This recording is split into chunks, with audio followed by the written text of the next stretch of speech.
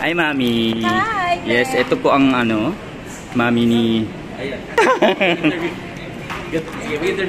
Yan, Mami ni Elijah Canlas, of course. Mami, anong naramdaman mo nung napanood mo yung na-proud ka ba sa anak mo? As always naman, proud ako kay Elijah, kay Jello. Medyo sa first part na windang lang. As in nagtatakot ka na ng Yes, nagtakip ako at sa first part. Yung love scene kasi agad, di ba? Yes, pero alam ko naman na para sa movie. So, as always, proud ako sa anak ko. At saka sabi naman ni Jello, ipinaalam niya sa inyo ni Daddy yung eksena na yon, pati yung buong movie actually. Yes, lahat naman ng ginagawa ni Jello, nagpo-consult naman siya sa amin. Kung anong dapat niyang gawin, hinihingi naman siya ng advice.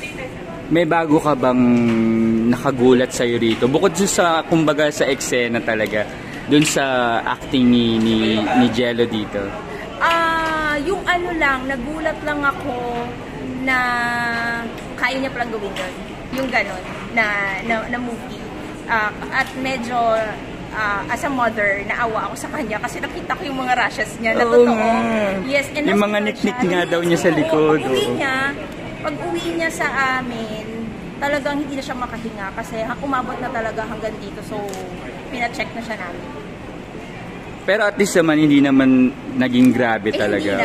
Hindi naman. Kasi naagapan naman at thankful naman ako sa kala-direct kasi inalagaan naman nila si Jello. Yun. Si Elijah pala.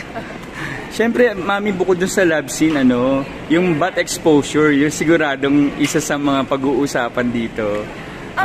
Reaction mo doon sa butt exposure? Sa akin naman, wala. So far, wala akong reaction. As long as gusto niyang gawin, nasa script, at kailangan sa movie, and si Jello pa rin naman magde-decision. At siya yung kasing gagawa nun. Kung ano yung gusto niya, sumusuporta lang kami as parents. Yun. Of course, Mami, si Miles, very supportive girlfriend kay Jello. Nandito siya sa private screening ng live screen. Yes, oo. Kamusta? I mean, anong feeling mo na napaka-supportive na girlfriend niya? Kasi ako wala akong girl. Wala akong anak na girl. Diba? Okay. So, parang anak ko na rin siya. Sabi niya nga, favorite daughter ko siya. Kasi isa lang naman siya daughter ko. Isa lang naman siya daughter ko. Pero kung saan maligaya yung anak namin, sumusuporta kami. Basta't sabi ko, wag ko lang makitang masasaktan ng anak ko. Ano na yung mga naging bonding niyo, Mami? Ni Miles? Oo. Marami na.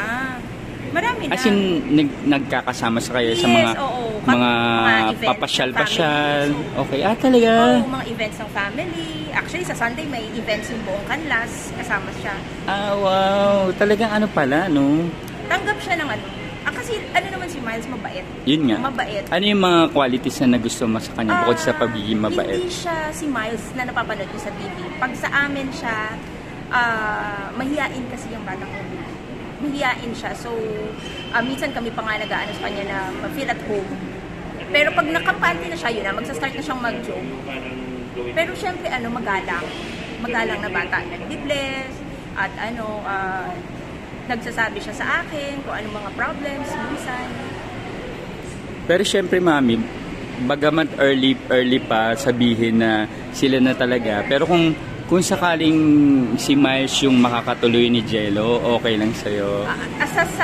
Yun nga, sinasabi ko nga, kung saan masaya yung anak namin, susuporta kami. Pero as of now, honestly, ayoko munang isipin yan. At sabi ko sa kanila, mag-enjoy muna sila, muna sila sa kanila, mag-focus muna sila sa kanila. Yeah. Any advice na lang or message for Miles and Elijah? Ang advice ko lang sa kanila, mag-intindihan, at wag magpapadala sa mga bashers, sa mga chismis. Dapat silang dalawa talaga, mag-usap, communication. Yeah. So pwede mo sabihin sa mga tao, botong-boto ka talaga kay Miles? Yes. Kasi masaya yung anak ko, pinasaya niya naman yung anak ko. Tama. At makita ko naman na in love silang dalawa. Tama. Thank you, Mami. Thank you, Glenn. Love you. Love you.